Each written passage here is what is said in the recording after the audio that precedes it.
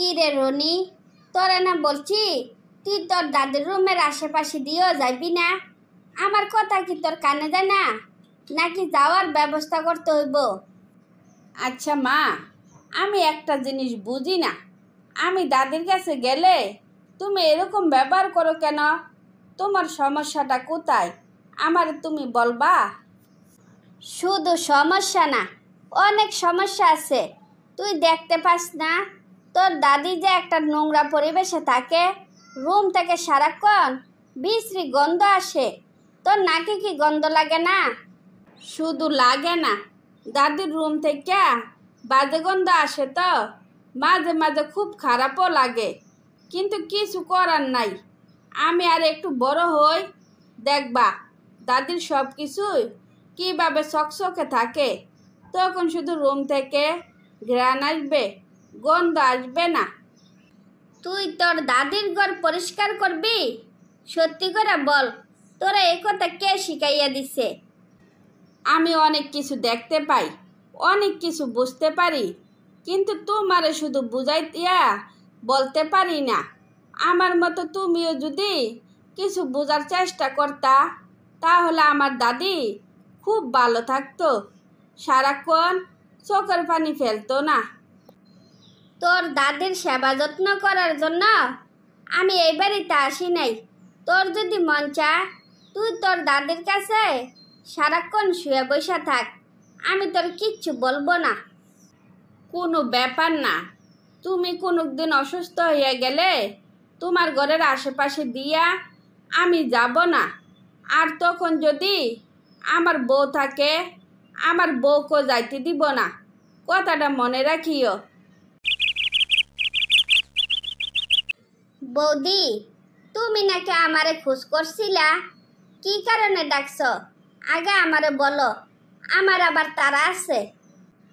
তোমারে মাসে মাসে 60,000 টাকা দিব। তুমি শুধু আমার শাশুড়ির ঘর দুয়ার পরিষ্কার করে রাখবা আর একটু সেবা যত্ন করবা।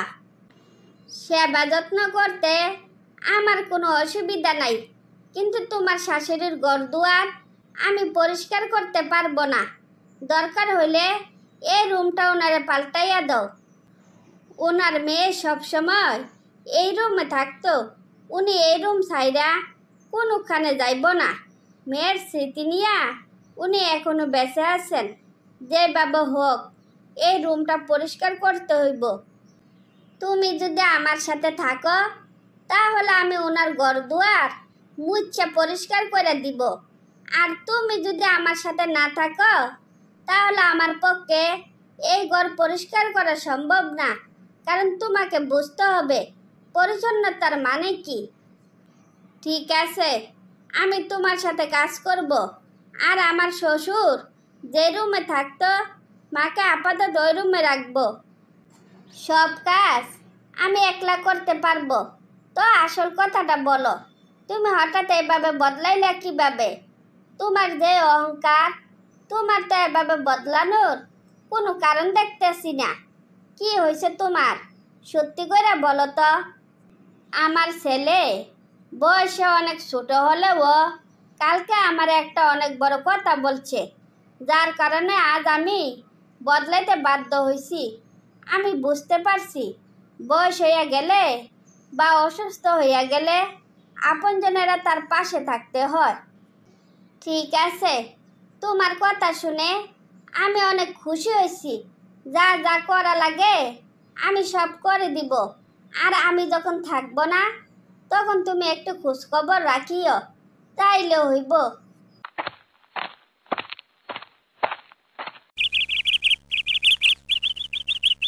কি রে রনি, কালকে দেখলাম তুই আর তোর মা তোর দাদিরে নিয়ে হাঁটাহাঁটি করতাছস। তোর দাদি কি সুস্থ হইয়া গেছে নাকি? আমার দাদি কোনো কালে অসুস্থ ছিল না। দাদা আর ফুফু মরে যাওয়াতে দাদি আর ঠিক মতো খাওয়া দাওয়া করে নাই, আর আমার মা বাবা তেমন কোনো যত্ন করে নাই। সেই জন্য দাদি মানসিক রোগে আক্রান্ত ছিল। এখন দাদি ঠিক হইয়া গেছে। বহুদিন পর তোর দাদিরে তোর সাথে হাসতে দেখলাম। তো তোর মার এত বড় পরিবর্তন কেমনে হইল আমি তা তো বুঝলাম না। মারে বলছিলাম, তুমি যে আমার দাদিরে সেবা যত্ন করো না, আমিও বড় হইয়া তোমার কোনো সেবা যত্ন করব না। আমি বিয়ে করলে আমার বউকেও কোনো সেবা যত্ন করতে দিব না। আমার এই কথা শুনিয়া মা সাথে সাথে বদলাইয়া গেছে। এখন দাদির রুমে কেউ গেলে নাক চেপে ধরতে হয় না। সাব্বাস বেটা সাব্বাস, তোর বুদ্ধির তারিফ না করে পারলাম না। তুই অনেক দিন বেঁচে থাক, অনেক বড় মনের হ, সেই কামনাই করি। তারপর রনির বুদ্ধির কারণে তার মার মন মানসিকতা বদলে গেলে তার দাদি সুখে শান্তিতে জীবনযাপন করতে থাকে। জয়, 10 বছর হয়ে গেলে বিয়ে করছস, এখনো পর্যন্ত সন্তানের বাবা হইতে পারলি না। বললাম আর একটা বিয়ে কর, তাও করলি না। আমার কি কোনো বংশধর লাগবো না? আচ্ছা মা, সব গাছে কিন্তু ফল ধরে না, এই কথাটা কিন্তু তোমাকে মানতে হবে। আমরা প্রকৃতি নির্ভর, প্রকৃতিকে কখনো অস্বীকার করা যাবে না। তুই আমারে কি বুঝাইতাছস? আমার কোনো বংশধর লাগবো না? এভাবে আমাদের বংশ নির্বংশ হইয়া যাইব। উপরওয়ালা যদি না দেয় আমি তো বানাইতে পারবো না।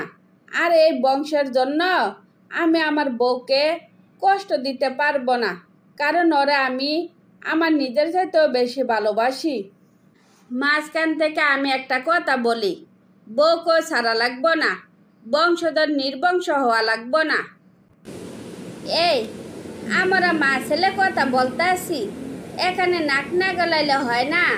সব ব্যাপারে সব সময় ফান করস, কোনো সময় দেখলাম না কোনো ব্যাপারে একটু সিরিয়াস হইতে। আহারে কাকি, আপনি তো আমার শুরুর কথাটা শুনিয়ে আমার কত কথা শুনাইয়া ফেলাইলেন। আমার শেষ কথাটা বলার কোনো সুযোগ তো আমার দিলেন না। ঠিক আছে, তোর শেষ কথাটা কি? তুই কতটা সিরিয়াস কথা বলতে পারস আমি একটু শুনি। ওই যে পশ্চিম পাড়ার আয়াত মিয়ার 6 মাসের একটা বাচ্চা আছে। মাসখানেক ধইরা বউটা খুব অসুস্থ, বাধ্য হইয়া আয়াত মিয়া বাচ্চাটারে দত্তক দিয়া দিতে আছে। চাইলে বাচ্চাটারে আপনারা আনতে পারেন। যাই হোক, তুই এতদিনের ভিতর একটা গুরুত্বপূর্ণ কথা বললি। জয়, তাড়াতাড়ি যা, আয়াতের সাথে কথা বললা বাচ্চাটারে নিয়ে আয়।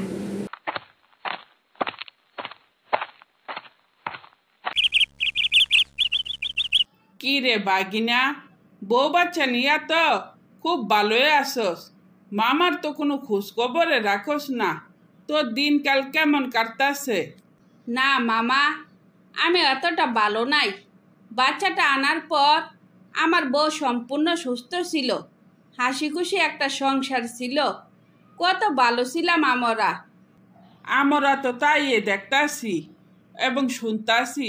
তো বাচ্চা নিয়া আবার কোনো সমস্যা হইল নাকি? হ মামা, আয়াত মিয়া আমাদের সাথে চরম বেইমানি করছে। ওর বউ সুস্থ হওয়ার পর বাচ্চাটাকে নেওয়ার জন্য অস্থির হইয়া গেছে। ওরা সকাল সন্ধ্যা আমার বাড়িতে আইসা বসা থাকে। পরে বাধ্য হইয়া বাচ্চাটাকে ফেরত দিয়ে দিছি। সকাল থেকে এ পর্যন্ত আমার বউ এক গ্লাস পানিও খায় নাই। আয়াত মিয়া তো তোর সাথে চরম অন্যায় করছে। তোর বোর মনটা ওরা বাইঙ্গা দিল না? মামা, আমি তখনই একটা ভুল করছি। কাগজে কলমে একটা চুক্তি করে রাখতাম, তাইলে আজকে আমার এই দিনটা দেখতে হতো না। আজকাল মুখের কথার কোনো দাম নাই, সেই জন্য তোর সাথে এত বড় অন্যায় করতে পারলো। যেহেতু নিয়ে গেছে, এখন তার কিছু করার নাই। তোমরা এখানে আর আমি তোমাকে খুঁজতে খুঁজতে হয়রান। কি এখানে বসে থাকবা? বাড়ি যাইবা না? আমার না বাড়ি যেতে মন চাইতেছে না। বোর মনমরা মুখটা দেখলে খুব খারাপ লাগে। আরে ভাই, তোমার মন খারাপের দিন শেষ। আয়াত মিয়া তোমার বাচ্চা ফেরত দিয়ে গেছে, বলছে এ বাচ্চা আর কোনোদিন ফেরত নিব না। তুই কি সত্যি কথা বলতাছস? তো কি মনে কইরা ফেরত দিয়া গেল? বুঝলাম না তো। গতদিন যে নিছে এই পর্যন্ত তোমার বাচ্চা কিচ্ছু খায় নাই, সারাক্ষণ কান্নার উপর ছিল। পরে বাধ্য হইয়া বাচ্চা দিয়া গেছে। তোমার বউ বলছে তাড়াতাড়ি করে বাড়ি যাইতা। বাগিনা, এবার তো খুশি হইছস? যা যা, তাড়াতাড়ি করে বাড়িতে যা। শুধু বাচ্চা ফেরত পাইলে হইব না, আমারে মিষ্টি খাওয়াইস। তারপর জয় বাচ্চাকে নিয়ে সারা জীবন হাসি খুশিতে জীবনযাপন করতে থাকে।